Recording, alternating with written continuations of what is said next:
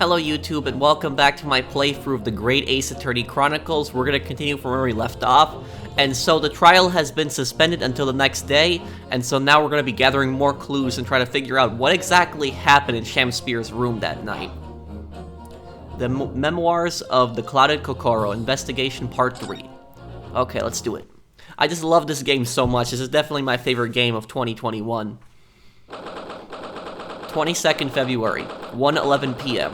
Naruhodo, legal consultancy. Ooh, we made it back in one piece. Just to be perfectly honest, I thought we were finished there for a while. Oh, I know. What a lot of close shaves. There are so many carriages on the streets of London. You were very nearly flattened several times. Oh no, I didn't mean that. Yes, I know. It was a marvelous defense, Naruhodo-san, it really was. I was in awe of you. Oh, thank you.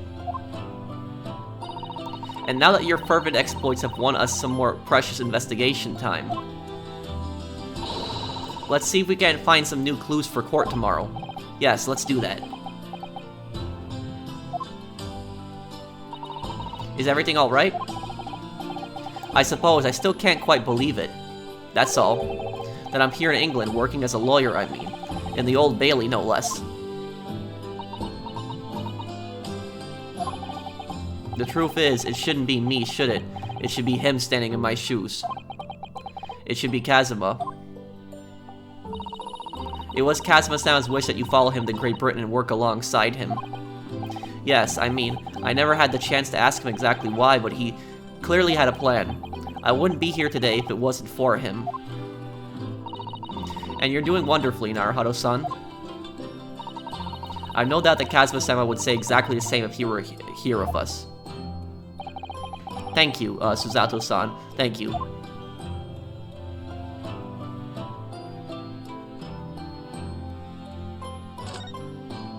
Today's trial. It was quite a shock earlier today, wasn't it? When the victim himself turned up in court and took the stand. I know. Not only that, but then finding out that he is actually a bare-faced gas thief as well, so Shamspeare is a scammer. Shamspeare is a sham. Yes, that was certainly a surprise to us all. For a while, it seemed as though everyone had quite forgotten about Sasaki-san poisoning the tea. Careful of your phrasing, Susato-san. He didn't poison anything. And there's more to this Mr. Shamspeare than we yet know. I'm sure of it. Mr. Shamspeare certainly wasn't the noble, upstanding man everyone thought he was at first. What's become of him, actually? I was told that he'd be returning to the hospital ward where he was receiving treatment. Which one is that? Let me see. Ah yes, he's at St. Bartholomew's, or Bart's as Londoners call it. We know that place, don't we? Yes, we visited Miss Green there yesterday. It's the same hospital to which she was taken. Ah yes, after Sasaki-san stabbed her in the back. Do be careful of your phrasing, Naruhodo-san. He didn't stab anyone. Perhaps we both owe Sasaki-san an apology. St. Bartholomew's. Yes, we should probably visit the hospital later. What's next? So, we know that Sasaki-san took tea to the victim on the night in question, but as he isn't the culprit, then obviously... Yes, the poison surely wasn't in the tea. But if that's the case, how on earth did the poison get into Mr. Shamspeare's body? Good question. I'm sure we'll find a clue at the scene. There must be something in Mr. Shamspeare's room that will help us solve the mystery. Well, naturally, Scotland Yard detectives have been over that place already, but it couldn't hurt for us to have another look around, I think. Definitely. And I'm desperate to know the outcome of the investigation into the tea left in the bar of soap. Well, if we run into Inspector Gregson, we could ask him about that. Kazuma's wishes. Kazuma Asoji, the best friend I ever had, and a lawyer with such promise. He really saved my bacon at a horrible incident just before we left Japan. I can still picture him now, looking so fierce and determined in court. And then after the trial, that crazy idea he came up with. As a stowaway. Yes, you can fit inside my trunk if you curl up small enough, I'm sure. No one will know. Kazuma, won't you, tell me why? Why go to these lengths so that I can accompany you to Great Britain? Well, it's been on my mind ever since we got through that trial, that you really ought to go into law, be a defense lawyer. You've got a natural talent for it, believe me, I guarantee it. But I've never even thought about becoming a lawyer. Well, I can't force you, obviously. You'll have to decide for yourself. But anyway, London is the cultural capital of the world, the city at the forefront of everything. It can't hurt for you to see it with your own eyes. No, that's true. I suppose, though, if you were to become a lawyer, then one day... One day what? Oh no. Never mind. I wonder what that was about. Naruhado-san? Oh, sorry. I was just thinking about Kazuma. Yes, he's forever in my thoughts, too. To change the Japanese judicial system for the better. That was his dream. And that's why he so desperately wanted to come to Great Britain to study, of course. Yes, that's right. But... Yes? I do wonder if his true intentions lay elsewhere sometimes. I don't know. The thought just takes hold of me every time now and then, that's all. Kazuma's true intentions. Naruhado-san, what do you mean by Kazuma-sama's true intentions? I mean this. His katana? I never expected to inherit the sword after Kazuma passed away, of course. No, I know. It was because I asked you to take it. When I have it at my side in court, I feel as though it gives me courage. Yes. Actually, the night before he died, he told me a little about the sword.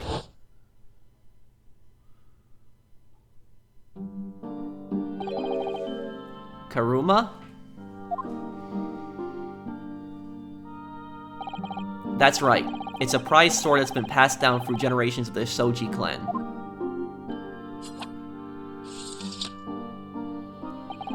A Japanese man's sword is his soul, Ryunosuke. I can't be parted from my katana. Karuma guides me. I truly believe that. So its name compels its wielder to slice evil in two? Not that you would need much compelling. On that subject, there's something very important that I have to do in Great Britain. Something you have to do? Yes. I'd appreciate you seeing it through with me. Of course I will. Whatever it is, I'll see it through to the end with you. I knew you wouldn't let me down. I wonder his true intentions. That has something to do with that note, because remember, Kazuma's name was on that piece of paper that was, you know, the government secret in Case 5. There's also 3 other names on it. What did he mean by something very important that I have to do? I'd hope that the answer to that question would become apparent when we arrived here, but as yet, I've not found a single clue. I see.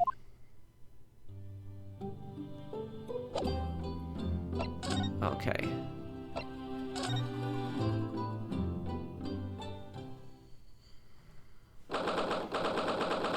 February, Shom's suite.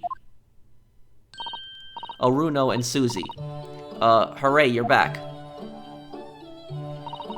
Hello, Iris. You're in fine spirits as always, I see. I am, and you look as immaculately presented as ever, Susie. Oh, you flatter me. Well, you couldn't have come at a better time. I've just made a pot of tea. I'll set some cups. Really, thanks, Iris. But actually, what is that foul smell?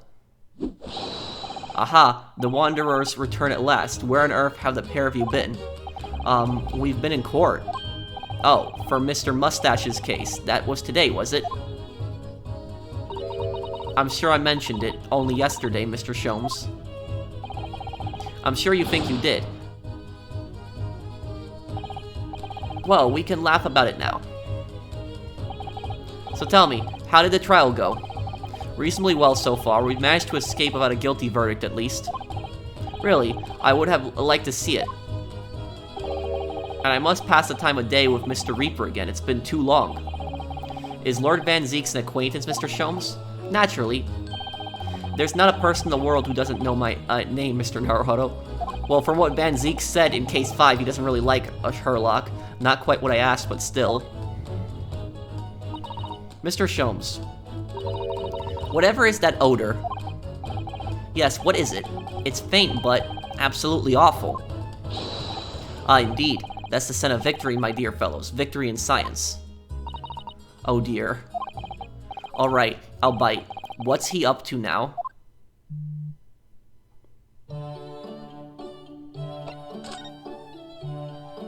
Lord Van Zeeks. Lord Barrick Van Zeeks. Yes, it's an interesting sobriquet he has, isn't it? The Reaper of the Bailey. Once a legendary prosecutor has fought for someone's conviction, that person is doomed. Even if he or she is found not guilty by the courts. Sooner or later, the hapless soul will vanish from the capital. But vanish how exactly? By falling under a passing carriage, or drowning in the Thames, or succumbing to a sudden fever, or quite out of the blue, being set upon by a highwayman. A highwayman back then would have been like a robber that waits on like the road to ambush you. There are numerous routes to one's final terminus, my dear fellow. It all seems a little far-fetched, really. Well, on the bright side, Mr. Mustache is fighting fit, for the time being at least. That's not overly reassuring. If the rumors are true, though, the obvious conclusion would surely be that those acquitted are, well, by Lord Van Zeek's own hand. As it happens, Mr. Zato, that is quite impossible. Oh? Why? Naturally, the man very quickly came under such suspicion. However, whenever these incidents occurred, the Reaper always had a cast-iron alibi. Really? And so his reign continued. But 5 years ago, he vanished from the courts, never to appear as a prosecutor again. That is, until you arrived in the country, Mr. Naruhodo. Yes, so I've heard. In fact, it was the very day I arrived when I was thrust into that trial at the Old Bailey. That bitter fight to the death coincided with the Reaper's resurrection.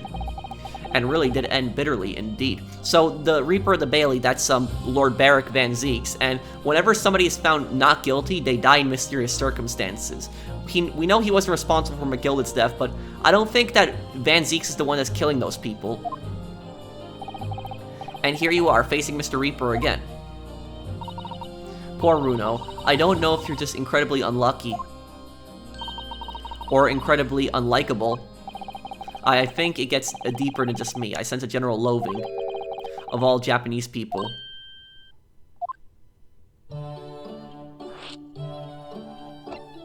Let's ask about the foul smell first. So, what is that indescribably foul smell? Ah, well, most probably this, I would say. What is this? Oh, it's some kind of new formula or something? What is that? My dear fellow, it is of course my latest invention. A chemical test that can identify whether or not a tea is genuine at the drop of some tea. Oh my. Figure out whether tea is tea? There are some unscrupulous sorts of manning the stalls along some of London's less frequented streets. They regularly sell what purports to be high-quality tea, but is in fact merely dyed leaves of drab flavor. Well, that's certainly unsavory behavior. So when one is presented with what appears to be black tea, one must be careful. Iris?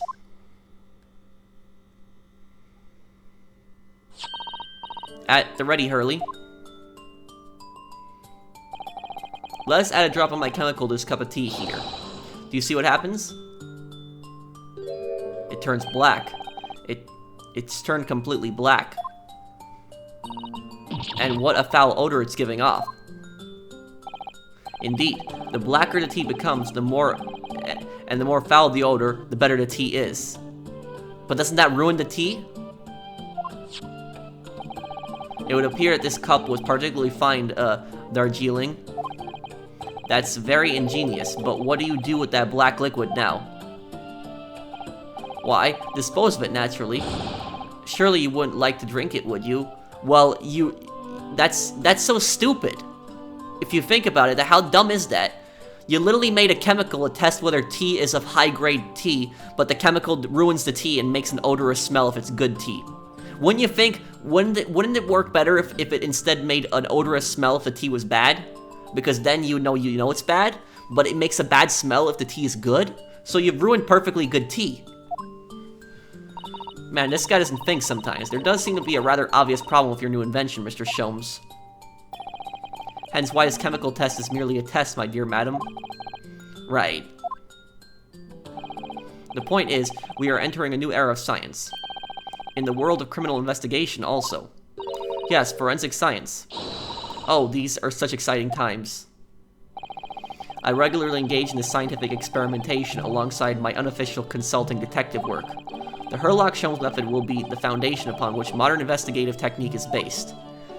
Yeah, I don't know about that. This little tea indicant was a happy byproduct of my ongoing forensic science research. Forensic science. I suppose I should find out more about that.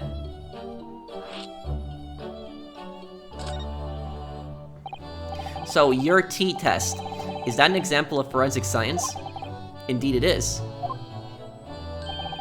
An essential tool in the cases that hinge on the knowledge of whether some tea is of high or inferior quality. Not a huge number of cases, then. Perhaps a more practical example is required. Fingerprints. Not yet accepted in our court as evidence, I might add. Really, we are dragging our heels there. Oh my god, you know, back then, fingerprinting was a nightmare. Because you could use fingerprints as evidence in court, and you could actually retrieve fingerprints back then. But today, basically, there's like a database in like a computer, and the only way that the computer is going to have somebody's fingerprints is if they're in the system already. You know, if they're arrested, or the police have their fingerprints as because they were law enforcement, or there was some other job that required them to submit their fingerprints. Basically, back then, you would have this massive, giant book. And so you would have to look through all the fingerprints very carefully and compare it with the fingerprints that you have. If you had a list of suspects, then you could go to that specific suspect's name and that could help you. But just going through that book, imagine going through that book and looking through hundreds of fingerprints trying to find one. That would be a nightmare back then.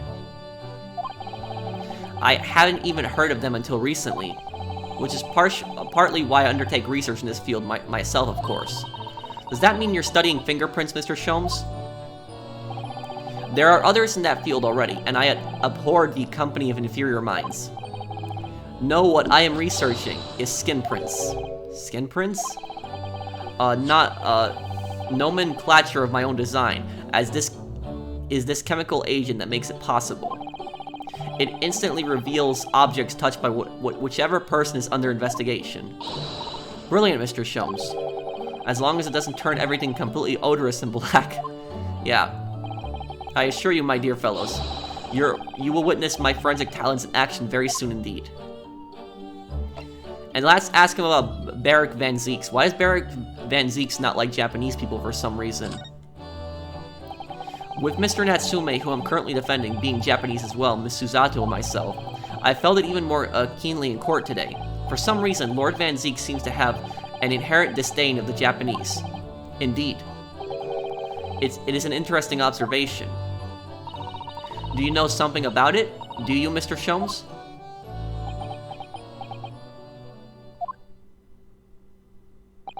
It was about 10 years ago that Barak Van Zeeks chose to enter the legal profession. However, before that time, the young man's closet companion hailed from the Empire of Japan. What? No. What the? Tell us more, Mr. Sholmes. What happened? I believe I've made it clear before. I'm unable to tell you anything about the affair. Oh, but...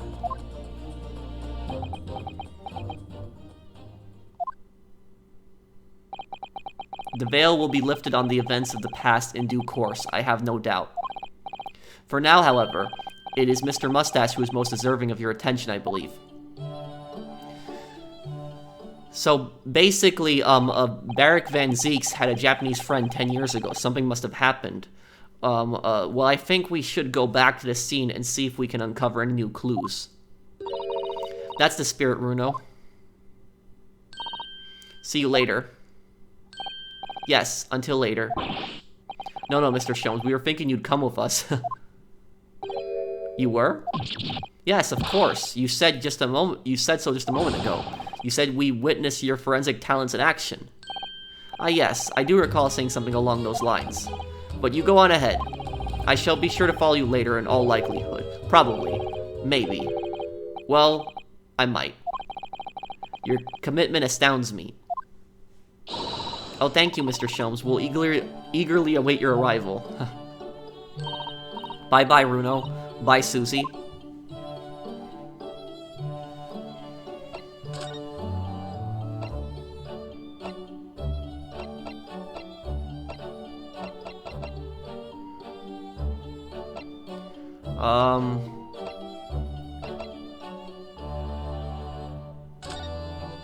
Let's go to Miss Green's room, see how Miss Green is doing. 22nd February, St. Bartholomew's Hospital. Recovery ward. What do you suppose is happening? It sounds like some sort of disturbance. Yes, I hear angry voices. Oh, is that Shamspeare and Miss Green? Be not angry, O ample lady. Verily thou art mistaken. Man, this guy's so annoying. Mistaken my foot, you were looking at my painting. The eye of man have not heard. The ear of man have not seen. 'Twas foul indeed, the poison that mustached villain gaveth me. Forgive me, lady. I wish that you die from that poison. Well, that's not a nice thing to say. God of mercy, ample lady. But thou seest I have vigor still. Behold, my Shamspeare dance. This looks rather ominous, doesn't it?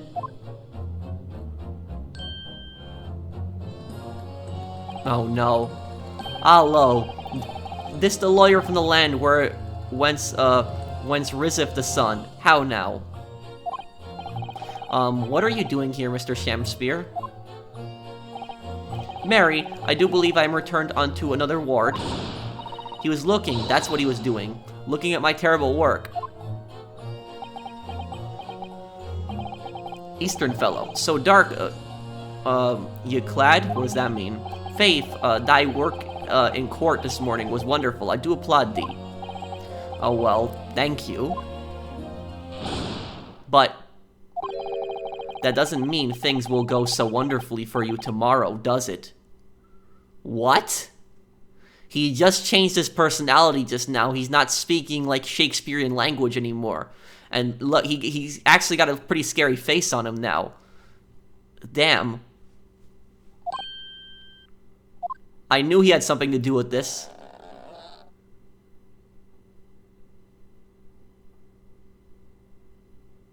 He's really a bad guy. Anon Exon. He's a really bad guy. He's a scammer and he's a fraud. Mr. Shamspeare might technically be the victim in this case, but there's definitely a lot more to it than that. It's very hard to pin the man down. I'm so sorry. I'm such an awful person. Miss Green, is everything alright? Oh yes, I mean, don't worry about me. They're about to discharge me, so I must get ready to leave now. Oh, I see.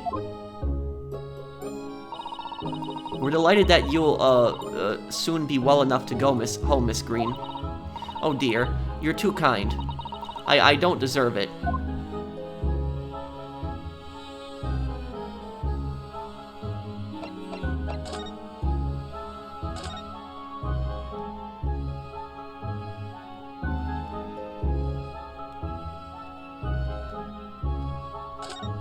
What is this? This rounded wooden figure isn't the most charming, is it? I don't think that's decoration, Mr. Naruhodo. It's an artist's mannequin, I believe, used when practicing sketching the human form in different poses. Really? It's not exactly what you'd call a typical figure for that purpose, though, is it? No, I suppose not. I confess I've never seen one quite so full-figured before. Well, if you want to draw a full-figured person, it's the right tool for the job.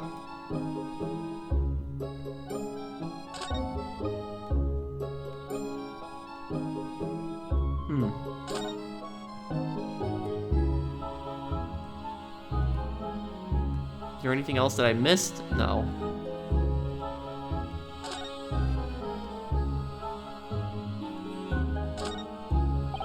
Ah, this looks like the patient's treatment notes. Let's see. Do not feed.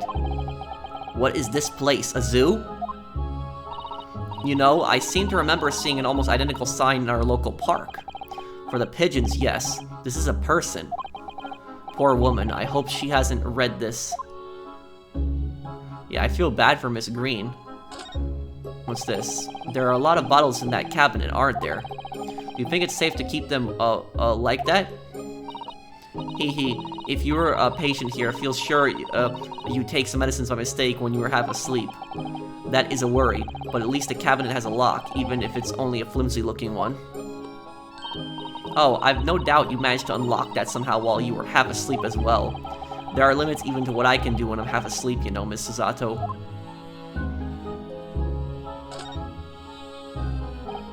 So, are you feeling more like yourself today, Miss Green? I am. Thank you. I mean, people do recover from ordeals like this, don't they? Even people like me. Well, yes, it really was an ordeal, wasn't it? As far as I was concerned, I was just walking along in the snow one evening, minding my own business. And then completely out of the blue, I was struck in the back by a knife and collapsed unconscious for days. Of course, when I finally woke up again yesterday, the whole business had been cleared up already. What a terrible week it's been for you. Oh no, I'm sure I'm very lucky, really. I'll look back on this fondly. Really. Anyway, I must be getting my things together now, so I'm ready to be discharged. Oh yes, of course. Sorry to take up your time when you're obviously busy.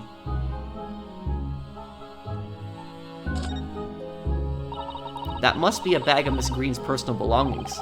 She would have been brought directly here after she was found stabbed in the pavement, though. I expected a friend or family member probably brought some things for her. Alright then, let's see what's inside. A change of clothes, no doubt, and... No, Mr. Naruhodo, you must never scrutinize a young maiden's personal belongings. But the young maiden might have chocolates, or biscuits, or caramel.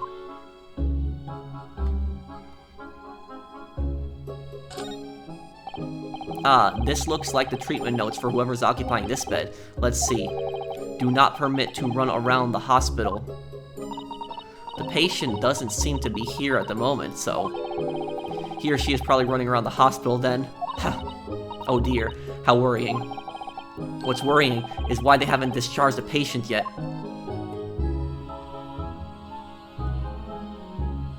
Is that a rat? Eek, a mouse, Mr. Naruhodo, an enormous mouse. Vermin in a hospital, that doesn't seem the best. But it looks like a very healthy specimen, doesn't it? It's very plump. I'm not sure we can say that's down to the excellence of this facility, if that's what you were thinking.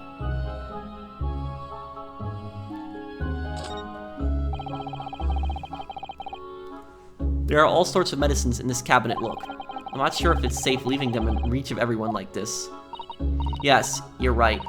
I can imagine if you were peckish, you might try a whole bottle or two. Well, at least there seems to be a little lock to secure the cabinet doors. I don't imagine that would stop you if you were hungry. I worry that you'd break the lock. Hunger doesn't turn me into a criminal, you know, Miss Susato.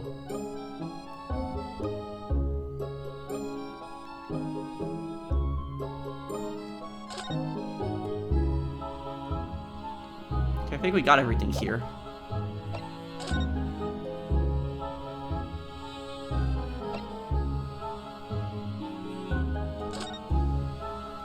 Okay, let's go to Mr. Shamspeare's room now here. 22nd February. Mr. Natsume's lodgings. Ground floor. Let me just get a bottle of water here. Okay, sorry about that, guys. Just wanted to get something to drink. When you just play this game a lot, like you're reading a lot, you do get a little thirsty. 22nd February, Mr. Natsume's lodgings, ground floor. Oh, great, it's Inspector Gregson. Oh, hello again, Inspector Gregson. What are you doing here? Well, we were hoping to have another look around, actually. The lawyer representing the defendant has a right to examine the scene, as I'm sure you're aware. Yeah, I know the score. Oh yes, one other thing. The soap on the ledge outside the window. Did you find it with the tea in it? Yeah, we found it all right. And there was a small amount of tea in it, as you said. I knew it. It's with the identification section at the yard now. They're looking into it. The results should be available later today. That's wonderful news. Thank you. So the Shamspeare is going to use the cold tea to make more of those ice coins. Pretty impressive performance in court this morning. Sorry? Nothing. Forget it. Just make sure you don't disturb anything in here. Oh, Herlock is already here?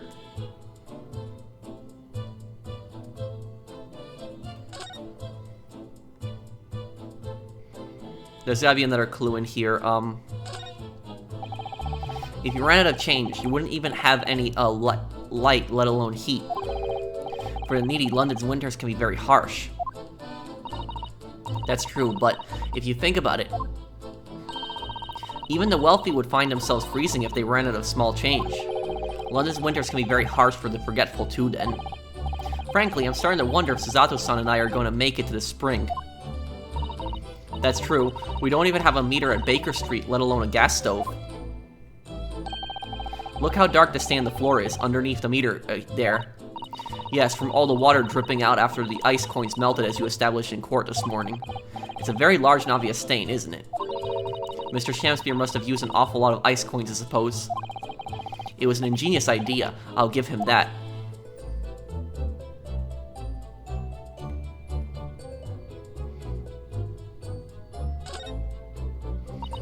So it turns out that Mr. Shamspeare wasn't eating the soap at all. That's right, the mystery of why he had it on a plate while holding a fork in his hands is solved. Yes, to prise his latest ice coin out of its mold. And in the process, he accidentally broke the bar of soap in two. It certainly was hard to imagine, let alone deduce.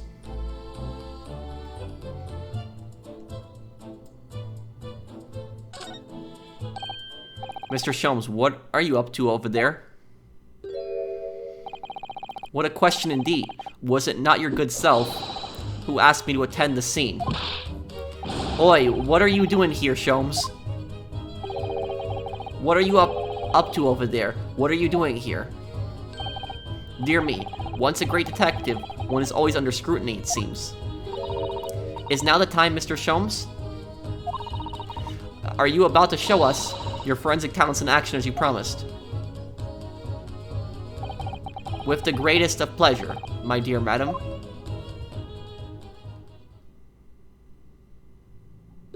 What is that? What's all this? All this is precisely what you requested, Mr. Naruhodo. Herlock shown sensational skin print seeker gun. What? Moments ago, I took a sample from the teacup that was used by the victim. A sample from Mr. Shamspeare's cup? Each individual leaves microscopic secretions on everything he or she touches. A sample of those secretions is all I need to produce this, a refined indicator solution. By liberally spraying the room with this chemical, everything the victim touched is instantly revealed with the aid of these goggles. Here, try them on. There now, spray the chemical indicator about and all will be revealed. So everything that he touched will be revealed. Spray, how do I do that exactly? Well, I don't know if Inspector Gregson is going to let us do this to the scene right now. A little pressure of the X in the area you're interested in is all that's required, like this.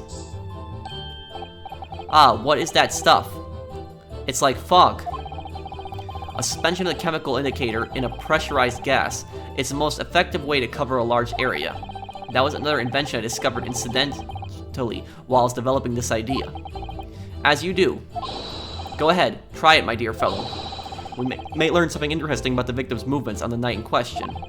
Well, there's nothing to lose, I suppose. Let's explore.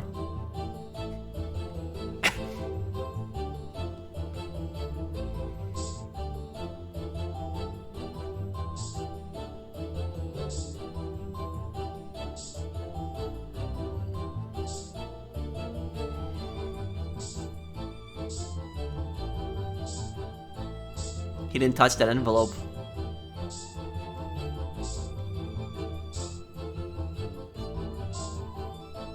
Yep, I knew it. That he was gonna touch a lot of that stuff there.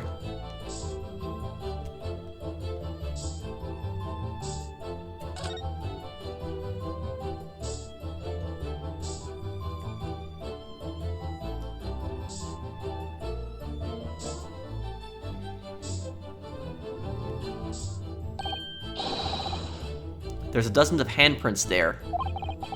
So there are a great many indeed.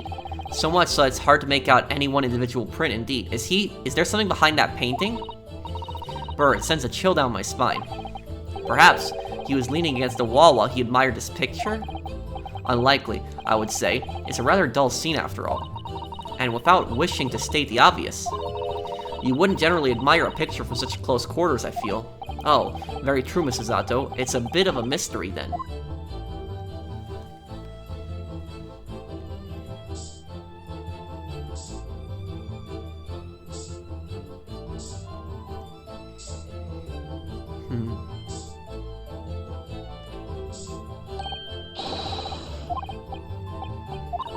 Okay, wait, I've already seen this.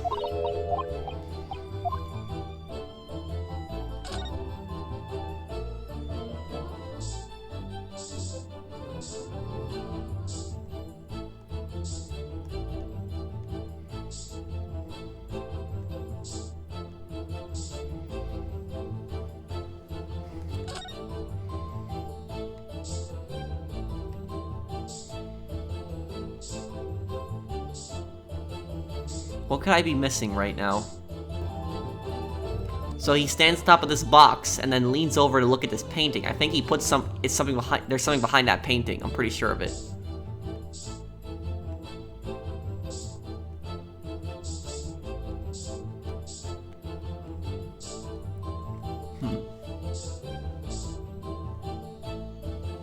What could it be?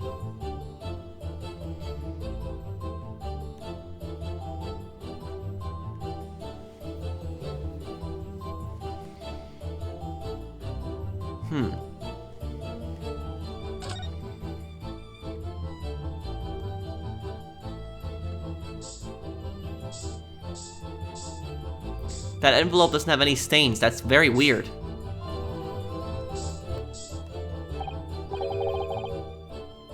Looks like I finally found something. I was just spraying around.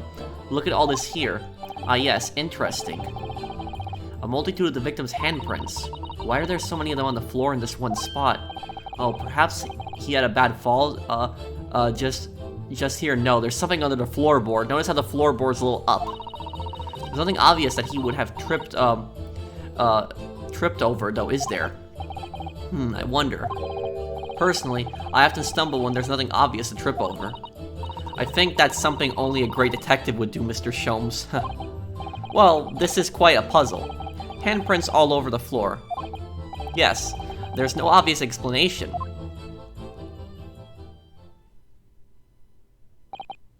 Well, we sprayed Mr. Sholmes' amazing skin print indicator all over this room, didn't we? We did, but there are two places in particular that are of interest, I would say. The painting and the floorboard.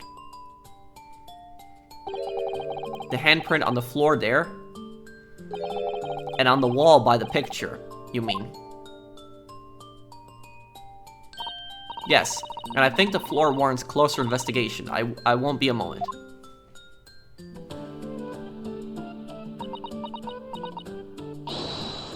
Ah. What is it, Mrs. Zato? Look here, Mr. Naruhodo. One of the floorboards has popped out. One of the... You mean... It's a secret hiding place. Excellent work, Mr. Zato. So, what do we have in here?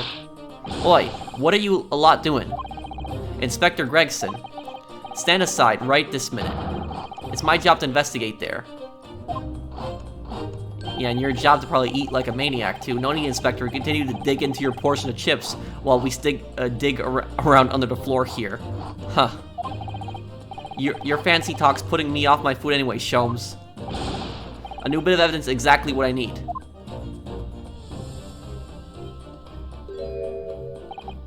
Wow, a secret hiding place under the floor. What a find, and Scotland Yard missed that. It's not a hiding place you can make use of in Japan. I don't think I could lift a straw tatami mat. No, I know, but I never expected one of these wooden floorboards to move either. It's got me wondering about the wall over there, too. Aren't you curious? Oh. I'll investigate at once. There's something behind that painting. There's nothing behind the picture, sadly. Only the wall. How disappointing. What about the gas lamp right up there? But then, how do you explain the handprints? I really can't think of why anyone would have been touching the wall, and over in a place like that. It might be that gas lamp right up there.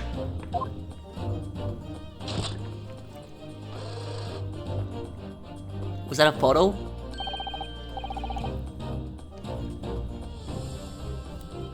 There you are, a print for you. Trace of handprint on the wall discovered using the skin print seeker gun.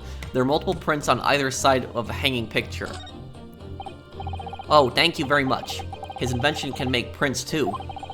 Now then. I wonder if Inspector Gregson has found anything under the floor there. I'm desperate to know. So am I. I think we all are.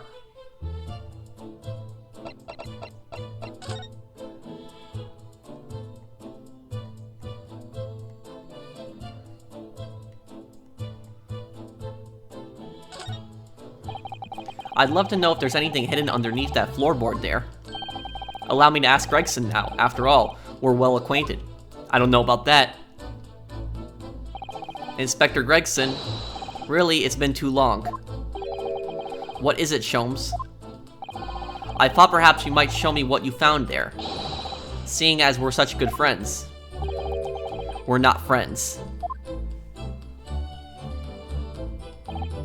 No, I suppose not. A dismal failure. Yes, I heard. I'd kill to know what was under that floorboard.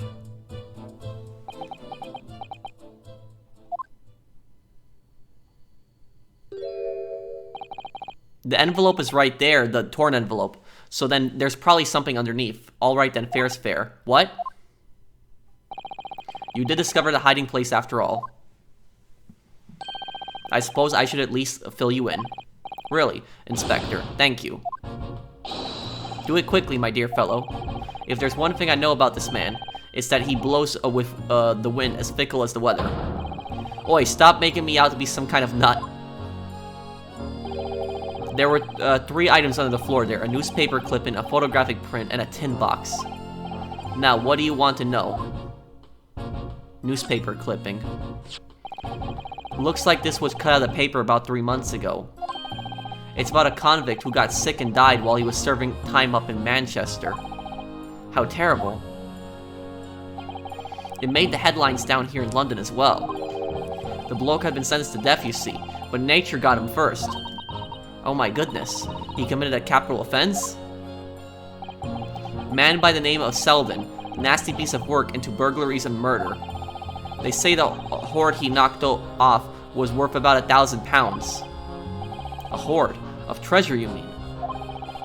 Jewelry and the like, but he'd hidden it somewhere, and no one knows where, and now he's dead. I think Shamspeare knows where that is. The papers loved it, of course. £1,000 lost en route to hell, or some such was the headline.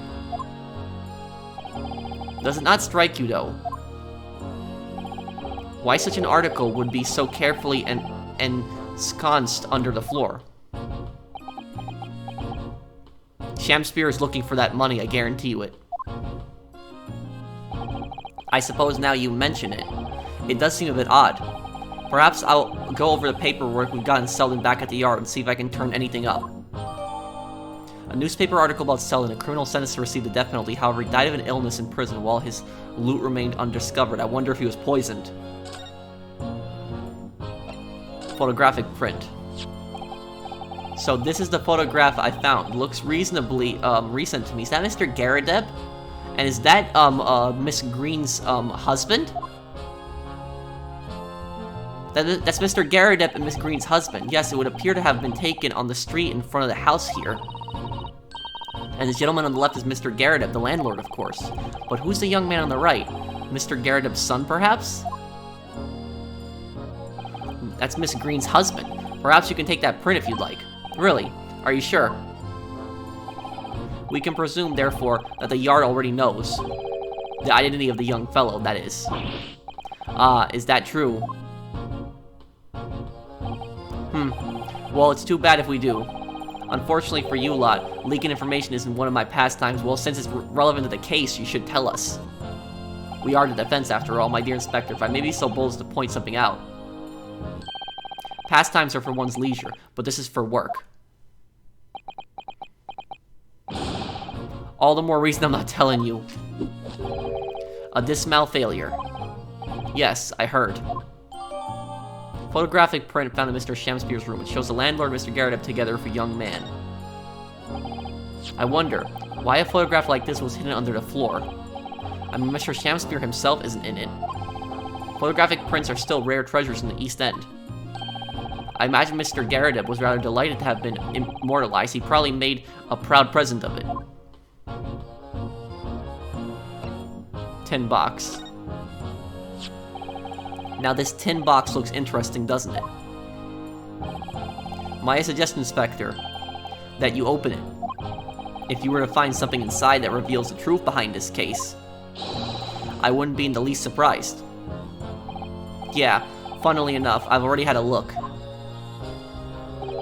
It's completely empty. What? Shamspeare, give us a clue, man. You didn't even have the chance to utter a word, Mr. Naruhodo. But anyway, at least we found out what's inside the box. Yes, thin air, it's empty. Rather like how I feel inside. Is there something more to this box then, I wonder?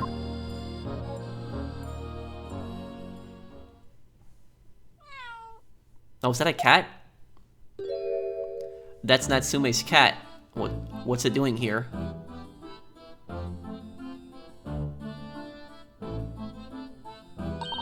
Oh look, it's that lovely little kitty cat.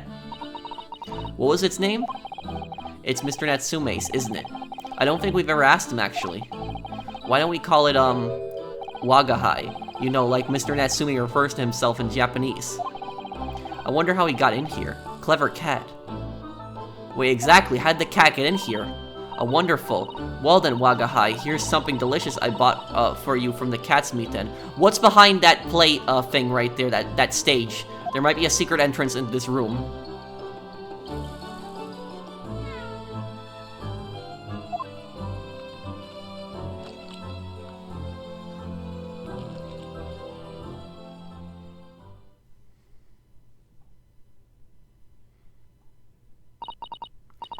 Heh, he couldn't be happier now, look.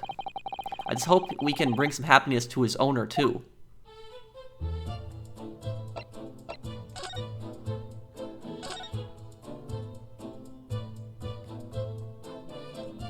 There's a secret entrance.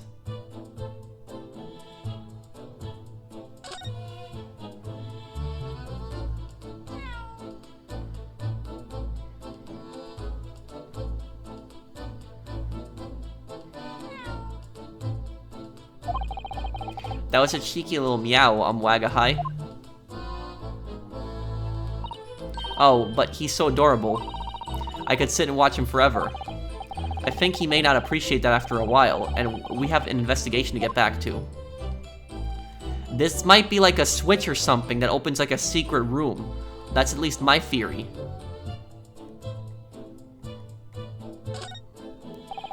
The sun never shines in this room, thanks to that depressing bricked-up window. Yet, with enough determination, you can always remove the bricks to set up some soap outside, can't you? That sounds like a very wise life lesson, Miss Susato. Only if you plan to follow a life of crime, Mr. Naruhodo. Okay.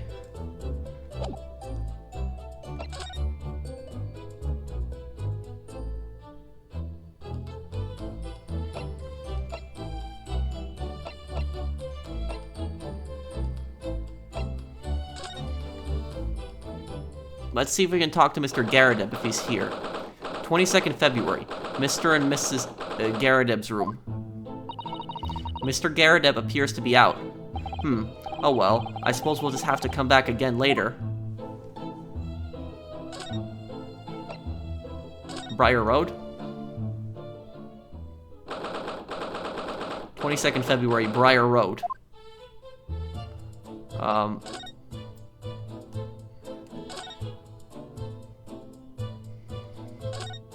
Doesn't really appear to be anything new here.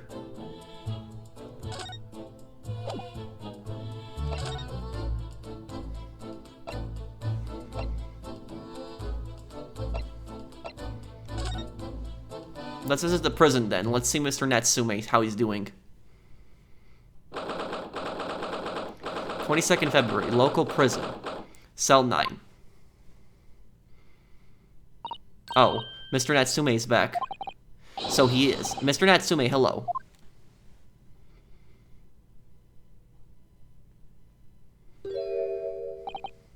I am a cat. Sorry? I don't know who Mr. Natsume is, or Herlock Sholmes. I don't know about courts or trials, or Old Baileys.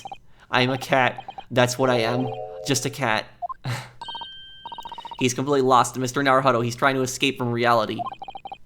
Trying to? He already has. Completely. So, what is your name then? As yet, I have no name. Mr. Naruhodo, he hasn't fully thought of his new identity yet. Maybe it's not too late to bring him back to reality. Do you think you could open your eyes for us, Mr. Natsume?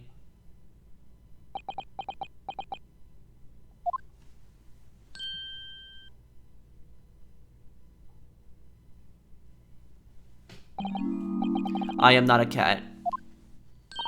It worked. He's back in the real world. Well, what's going to become of me? No. Don't answer that. It's obvious. My accursed soul is never going to escape this accursed fate. Mr. Natsume, no. This morning's proceedings in court prove that there's hope. Yes. Locum student Mr. Naruhodo Esquire was brilliant, but... The Reaper is omnipresent. In court, in my lodgings. Here, there, everywhere. What's he looking straight at me for? I think perhaps there are some things we should discuss. Oh, yes. Yes, we must.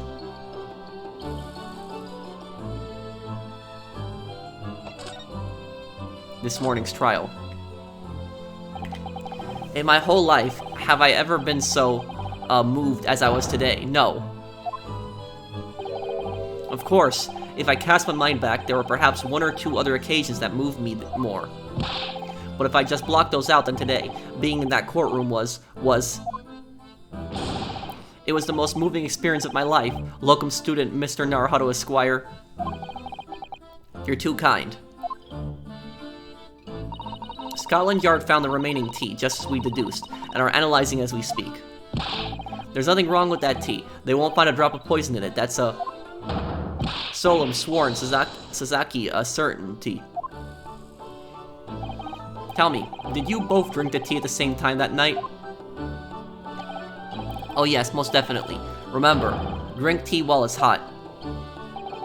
We both poured it down with our throats like it was a hot bath for our bellies. And at that time, you were both completely fine. As shown by the fact that he and Mr. Shamspeare didn't engage in the Romeo and Juliet match. I suppose the focus of tomorrow's proceedings will be how the poison was taken by the victim then. Mr. Shamspeare. That rotten Shamspeare. What have I ever done to him? You don't recall him taking issue with you or over anything you've done recently?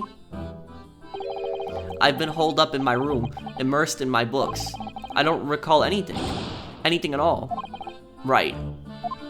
But what I don't understand is why he didn't let me know sooner. Let you know what, Mr. Natsume? About the soap, of course. What else? Oh dear. Are you struggling with such a meager stipend? Of course I am. If I had money, I wouldn't have chosen to live an accursed existence in such accursed lodgings. Oh yes, you said it's because this place is cursed that it's so cheap, didn't you? Exactly, especially in the room that I rent. The spirit of that capital offender who lived there still haunts the place. and it's trying to kill me. Capital offender. Might I ask, locum student Mr. Naruto Squire, that next time you visit me, you bring scores of super soft soaps. Wait a second, he said capital offender that used to live there. We know that somebody mysteriously died. I wonder if it's this guy. Condemned criminal dies of natural causes in prison.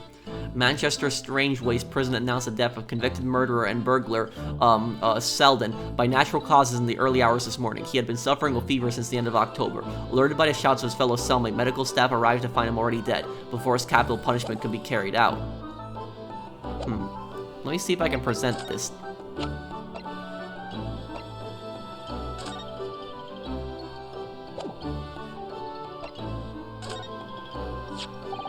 What's this? It's a newspaper cutting that we found in Mr. Shamspeare's room. Ah, so he knew, did he? Sorry? About this man, Selden. A convicted killer, and the evil spirit behind the curse that afflicts my lodgings. I was right, that is, who he's talking about. What? He's already taken one young man's life, and now he's trying to take the life of another. A miserable mustache, much, maligned a Japanese man. Mr. Natsume, if you know something, please. You must tell us. Tell us everything you can about this evil spirit.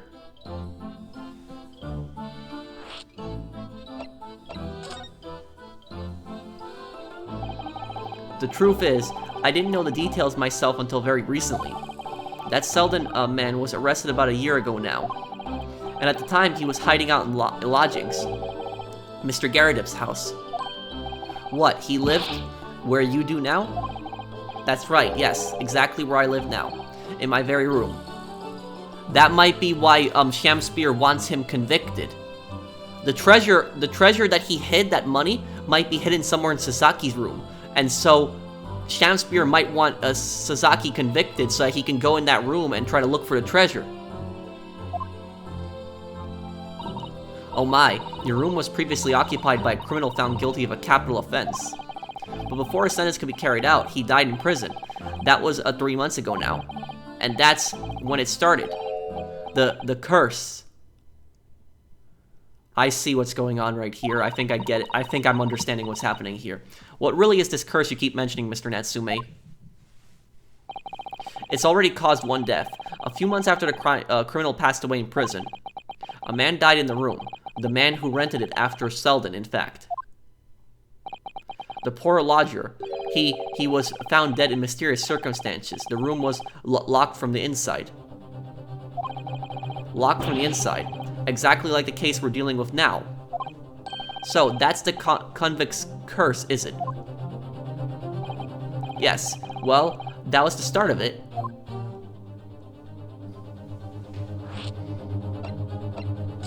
I want to find out more about this. Do you have any idea how the lodger before you passed away, Mr. Natsume? The official cause of death was asphyxia. Wait a second. Wait. Ingestion of a small quantity of strychnine. Toxic effects present 30 minutes after ingestion. High likelihood of the substance having been mixed with the tea the victim was drinking. The poisoning incident occurred at around 1:30. Okay.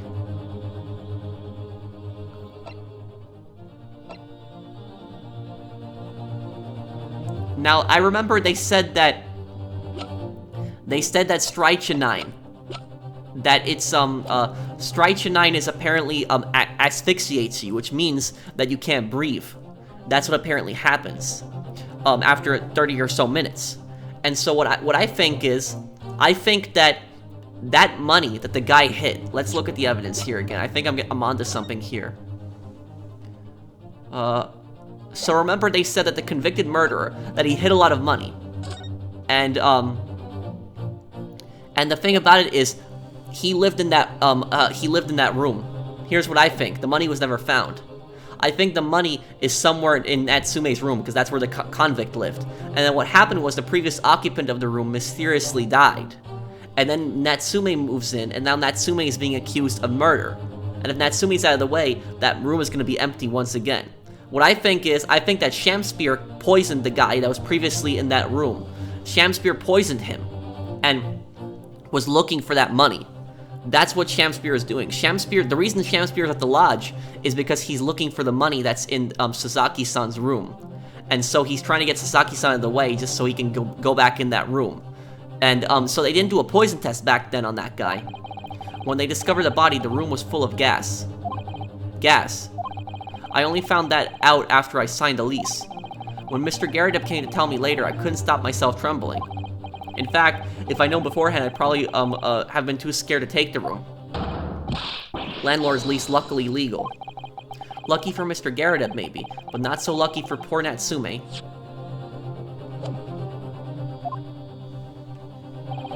And now you believe this curse is affecting you. It is. At first, I just felt as though I was being watched all the time. And then you talked about having nightmares, didn't you? The dead are trying to take me with them. They come for me and try to suffocate me. So he's having trouble breathing at night.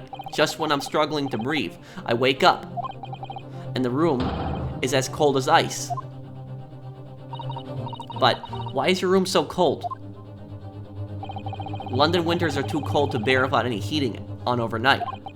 But for some reason, even though I light the stove before I climb into bed at night, the pilot light always goes out and the room fills with gas.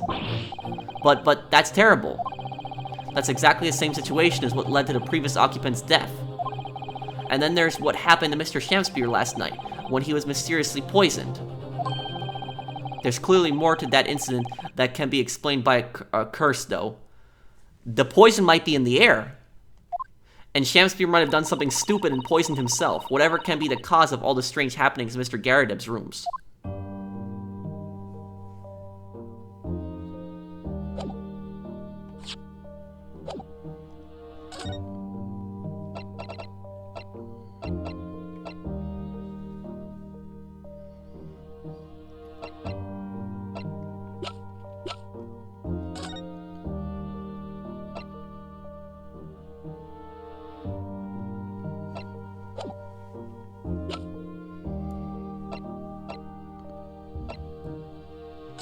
Can I present this to him?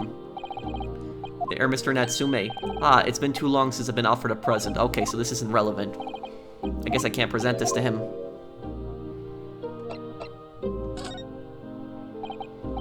Mr. Natsume. Oh, I guess this doesn't work either. There's only a few things that I can present to someone. Okay, this doesn't, the gas meter doesn't work either.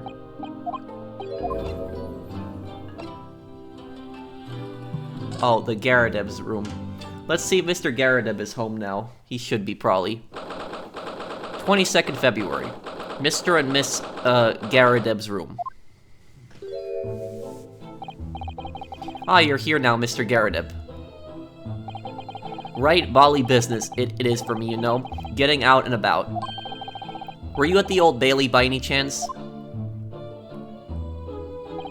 Naturally. Fate of my lodgings hanging in the balance and all. Not a trial to miss.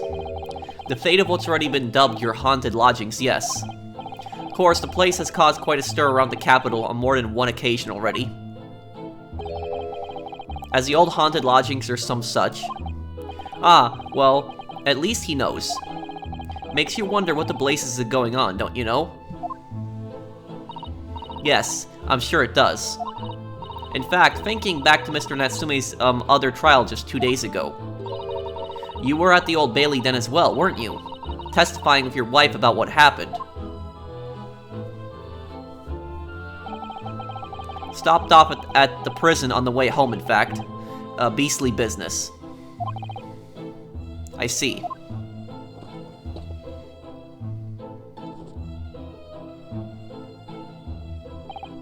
So, what brings you to my haunted abode today, eh?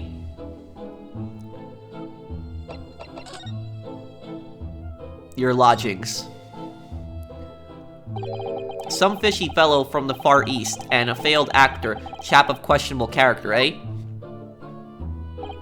Yes, the house does seem to have become something of a magnet for rum fellows of late. Thanks to that bally curse. The convict's curse, you mean?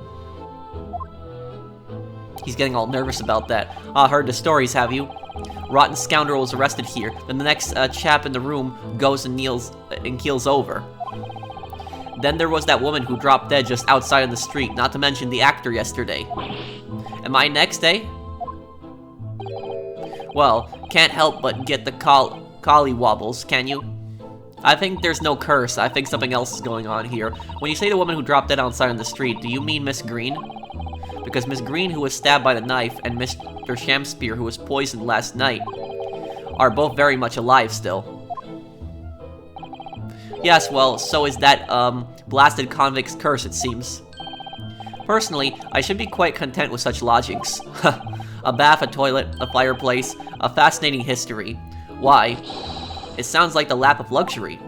I'm not so sure about that. Well, there's no bath or toilet included, and no fireplace either. But you do look out for your tenants, don't you? By watching the rise and fall of the flames in your gas lamps up here. Yes, never hurts to keep an eye on things, in case there are any mishaps or such like. I think you've had your mishap already, sir. That's not helpful, Mr. Sholmes. Heaven forgive me. The word just came to my lips.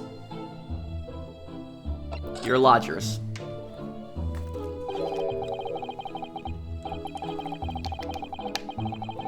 Some fishy fellow from the Far East, and a failed actor chap of questionable character, eh? There's no need for that, Mr. Garadeb. That's right. Mr. Natsume is no way fishy. He is undeniably peculiar, however. It is right that he took the vacancy immediately after the previous tenant... Is it right that he took the vacancy immediately after the previous tenant passed away, and they didn't tell him about the curse? Or that the previous tenant died? Yes, that's right. I asked the estate agent to find someone, and he popped up the very same day. Never come across a chap so keen for a place with a background, as it were. I don't think it was the room's background he was keen on so much as the cheap rent, actually. So, how long has Mr. Shamspeare been lodging under your roof? That failed actor chap? Let me see. Oh, of course. Yes, it's been 3 months now. Quite sure of it. Only 3 months. He's quite new here too, then. And to what do you owe your certainty in that regard, Mr. Garadeb, if I might ask? Well, it was that Selden scoundrel, as it happens. Selden? The convict, you mean? Do Selden and Shamspeare have some kind of connection, then? That makes it even more suspicious. That convict chap, Selden, passed away in the clink 3 months ago now, you see. Some malady or other. Yes, we've seen the report from the newspaper at the time. Well, it was only 3 days later that the tragedian showed his face, the actor fellow. Really? Yes, I remember it quite distinctly. This world we inhabit. Prithee, landlord, hear my request. I, the humble Shamspeare, do desire to take the room on the middle floor offered erewhile for rent. Terribly sorry and whatnot, but that won't be possible. Already have a lodger on the middle floor. Ground floor room's vacant, though. Nothing can be made out of nothing. Let me repeat mine will unto thee. Those curls must be muffling your ears. The room on the middle floor's taken. It's ground floor or nothing. So he wants he wants the middle floor. And because there's some type of treasure hidden in that room. There's something hidden in Natsume's room. Very well. We have an accord. Glad to hear it. Welcome to Briar Road. Lo, a Shamspeare dance to celebrate. Man, this guy's really suspicious, creepy, and annoying. I don't think you could be all three, but he is. From what I heard in court today, sounds like the chap was thieving gas. And he was 3 months in arrears with the rent, too. Yes, the fellow was a Bali player, all right. Thank you for your candor, Mr. Garadeb. We are most grateful. By way of appreciation, allow me to say 1 or 2 words. Give me my robe. Put on my crown. I have immortal lodgings in me. No, please, Herlock, don't do that. What's happened to you? Shakespeare, my dear fellow, one of his most famous lines. I wish to divulge my own learning of the subject, for I have a turn for literature too, you know. Perhaps you could turn your attention to more apt lines then. Okay, let's present him with that picture. Mr. Garadeb, could I ask you to look at this photograph? Is that your son, who's with you there? No, not at all. He was a lodger here once. Duncan Ross was his name. Duncan Ross. A street photographer happened to be passing, so I asked him to take a shot, just for kicks, really. Was he by any chance the lodger before Mr. Natsume? Yes, that's right. That's the guy that died? So Miss Green's husband is that guy? Ah, the young gentleman who died in the room in mysterious circumstances. Just what Mr. Mustache was waiting for, one might say. Yes, young Duncan lived in the room at the top of the first flight of stairs before that Japanese chap. Would you mind telling us a little more about him? He died from asphyxiation. That was the same symptom as the poison. Yes, Duncan Ross. Young chap was attending art school. Had to work to pay for it, mind. Yes, that's Miss Green's husband. Moved into the middle floor or room about a year ago. After that, criminal Selden was arrested. Young students are always on the hunt for rooms with a history behind them. A history of cheap rent, maybe, yes. Yes. Well, anyway, it was one morning about a month ago now.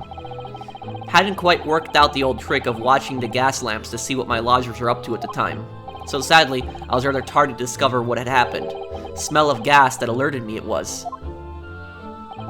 Ah yes, synonymous with the smell of death. Called the police straight away, of course, and the officer kicked the door off its hinges. But once we got inside, we all bally collapsed. Because of the gas? Yes, room was full of it. No air at all. Stove must have gone out while the poor chap was sleeping in his bed. So Mr. Ross suffocated to death. Of course, the police gave me a sound ticking off because the gas pipes were so old and all that. Can't tell you how much it set me back to have the lot replaced all over the house. But even after you had all the work done, Mr. Natsume says the same thing. That the stove goes out at night while he's asleep in bed. Well, that's the Bali curse, the convict's curse. I've done my duty as a landlord now. He knows something more. Someone's feeling defensive.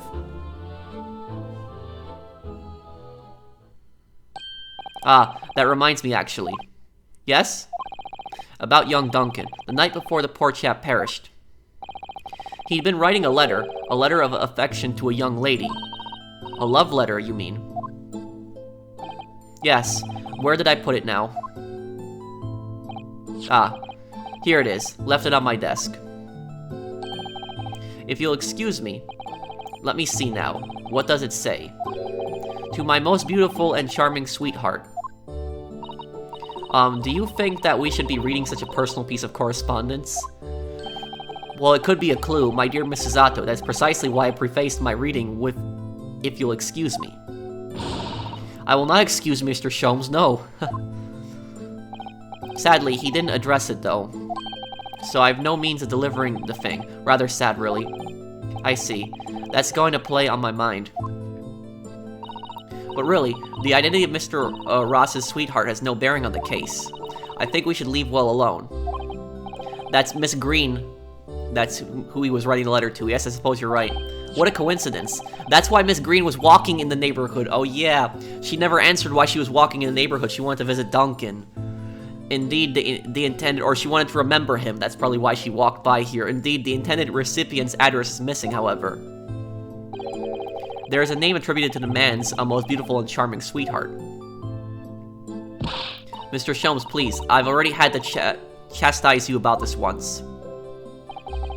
My undying love to you, my colorful darling. Olive Green. Ah. Olive Green. The woman who was plunged into a coma after a knife plunged into her back outside the house 5 days ago. The victim of the last case Sasaki-san was in court for, who regained consciousness only yesterday. Is it just chance that her name has come up now? Could it possibly be a mere coincidence? No, it can't. Mr. Naruhodo, whatever can this mean? Reading personal correspondence can have its merits, you see, Mrs. Zato.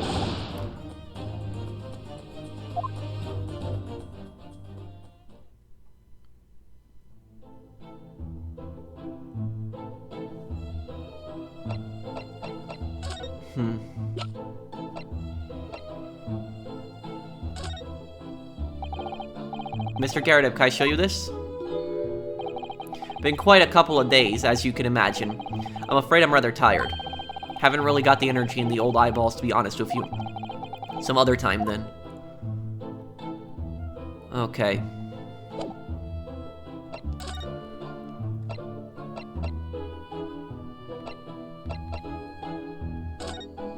Let's visit Miss Green's, hospital room. 22nd February. St. Bartholomew's Hospital. Recovery Ward. Mr. Naruhodo, I've just finished speaking with the doctor. It seems Miss Green is well enough to be discharged at last. This is good news, but hopefully just before she leaves. Ah. What is it?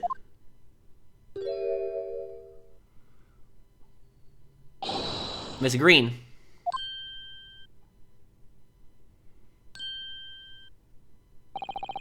What was that? She clearly just hit something behind her back, some kind of bottle.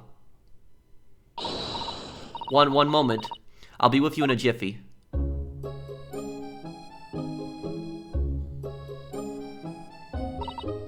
Oh, hello everyone. What are you all doing here? The doctor has said I can be discharged, so I'm just getting my things together. Miss Green, what were you just doing? Oh, nothing. Not really. I was just about to take some medicine the doctor prescribed for me, that's all. Well, we were hoping to have another quick chat with you, if that's alright. I don't really have anything else to tell you. Alright, she's definitely behaving strangely. I feel so bad for her. Let's see if we can't coax something out of her. What is this? This is the bottle that Miss Green was just about to drink from when we arrived. Yes, she looked rather preoccupied, didn't she? Perhaps it's very bitter. I can't stand bitter medicine. I suppose that could be it. In fact, whenever a doctor prescribes medicine for a number of days, I always take it all at once. Oh no. Well, if you have to take something you don't like, it's best to get it all out of the way in one go. Well, no. Oh dear. And I thought it was Miss Green I should be worrying about at the moment. What's this? This is the card that Miss Green was looking at so intensely before, isn't it? Mr. Naruhodo, we shouldn't be peeking at a young woman's private effects. Right. I should save peeking for gentlemen's effects only. You mustn't do that either. And maybe you, Mrs. Zato, shouldn't be peeking into a young man's mind either, Okay. Hospital discharge. It's wonderful news that you're going to be discharged, Miss Green. Oh yes, I mean, thank you. Once people are better, the hospital staff, don't want them lingering and wasting space. Not people like me, anyway. So I don't think I should keep anyone waiting. I probably shouldn't stand around and chat. She certainly doesn't seem to be in the mood to talk. That's for sure.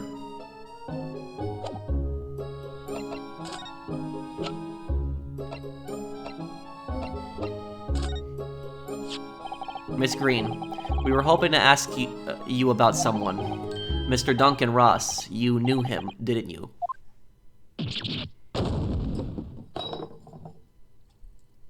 What's that? Oh no, I'm so sorry. The bottle of medicine fell down when she did. Oh, Miss Green, are you alright? Did we just cause her to faint? Oh no. No, I'm so sorry. I didn't mean to startle you like that. No, it's alright. I just wasn't expecting it. But how do you know about Duncan? Miss Ross has been writing a letter when he passed, Mr. Ross has been writing a letter when he passed away. The landlord found it in his room. It was a very personal letter, to you.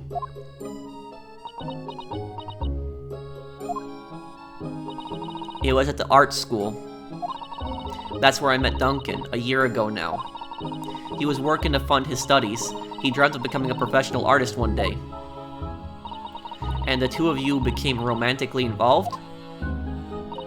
Yes, that's right. We were very much in love. We were engaged to be married, actually. That's why he decided to move into a cheaper room to save money for the wedding. And that's what led him to Mr. Garadeb's. Yes, he told me he'd found the worst but cheapest room in the entire East End. And then, 1 month ago, that's when it happened. We're so terribly sorry, Miss Green. Well, it's all in the past now, I suppose. Poor Miss Green. She looks desperately sad. I was starting to think that's just her look. But now I see that she has every reason to feel the universe is against her.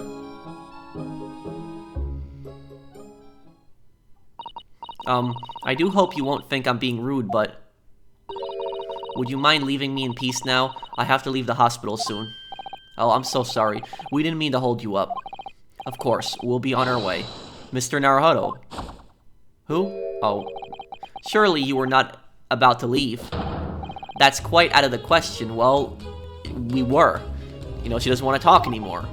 What? Mr. Sholmes, I didn't realize you were here. But of course I was, my dear fellow. Watching intently from the shadows as always. Well, make your presence known next time. Exactly. Mr. Sholmes, what's this about? Something which occurs to me with some regularity, Miss Usato, is this. Why do detectives insist on such an ex post facto modus operandi? Why solve a case after it's happened, instead of preventing a case before it happens? That is what sets a great detective apart. What do you mean? Wait a second. Is that rat dead? Is that poison in that bottle? Look, the rat's dead, or the mouse. So let's avert disaster. Let's prevent this case from ever happening. With nothing but careful observation. Alright. All the clues you need are set before you. You need only look, and you cannot fail to see. You can do it, Mr. Naruhodo. I know you can.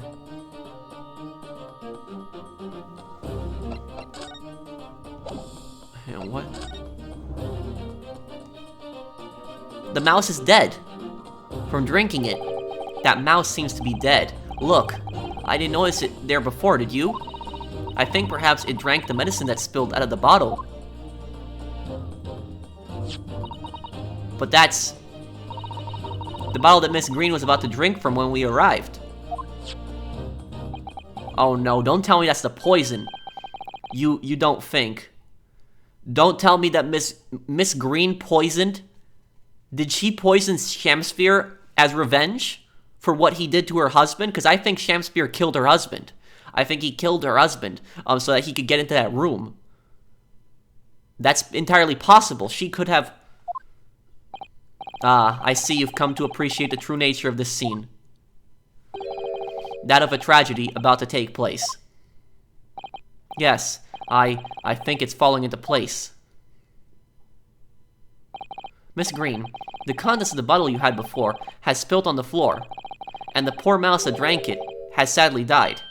Ah, I think it's clear that the bottle must have contained a powerful poison.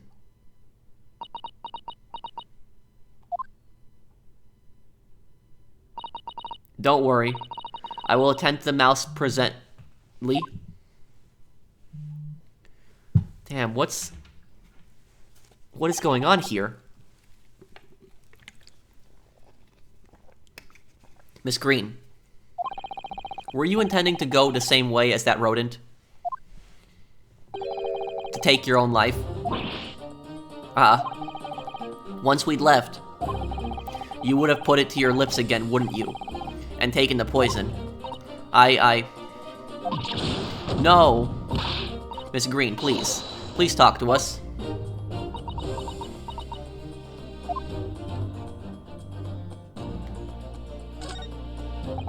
It definitely feels as though this card must be relevant. I mean, when we first arrived, Miss Green was standing with it in her hand, in what can only be described as a very tense atmosphere. Yes, it may very well be related to whatever incident Mr. Sholmes believed was about to happen here. Perhaps we should ask Miss Green about it.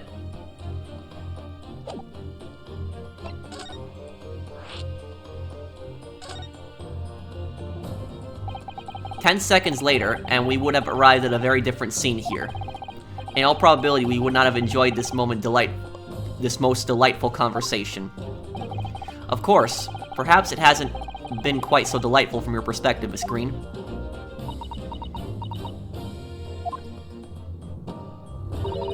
Actually, in a way, now that everything's out in the open, I feel like a weight has been lifted. Tell me, how did you acquire that medicine?" "Well, with this being a hospital and all, when the doctor comes to examine me in the mornings, he always leaves the medicine cabinet open for a while, so I snuck this out when he wasn't looking. It conspicuously lacks a label. I wonder what it contains." "I'm afraid I don't really know. But I thought if I drank it, it might just stop the pain somehow." "Oh, please, Miss Green, don't talk of such things." "Well, it seems clear now that it contains poison." "Yes, that poor little mouse is proof of that." "Oh no. Oh, it's all my fault. What have I done?" "I shall remove this to my office, Miss Green. I take it you have no objection." "No, none." Man, I feel really bad for her. The card. Wait a second. Neither the sender's name or address appears to be written on the envelope of the card. Wait a second. Wait. Look. Torn off end of envelope.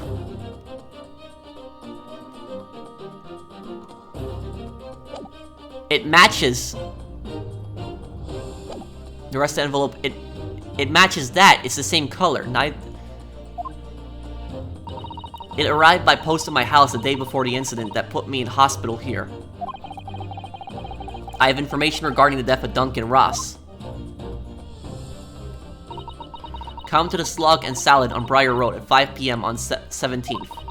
Don't tell anybody else about this letter, or the meeting is a matter of utmost importance.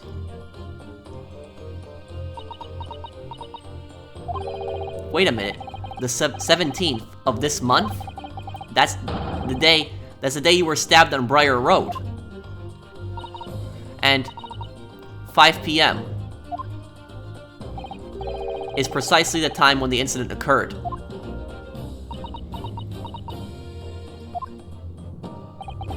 The Slug and Salad, yes. A pub on the northern corner of Briar Road. Briar Road, being the street that Mr. Garadeb's house is on. Does this mean that... Yes, I'm sure you've guessed. That day when I was struck in the back by the knife, I was actually on my way to the Slug and Salad. Goodness. So that's what you were doing on Briar Road that day. I'm sorry, I didn't say anything before.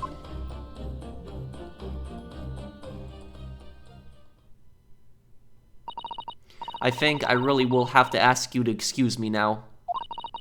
I've told you everything. Yes, I'm very sorry to have had to drag up such painful memories for you. No, it's fine. Miss Green, please promise us you won't try to do anything like that again. Yes, don't worry. Your detective friend has the bottle now anyway. And besides, I've been stabbed in the back and had a close shave with a bottle of poison, and I'm still here. I think I'm destined to see things through to the end. It might sound a little concealed, but, well, that's how all this has made me feel.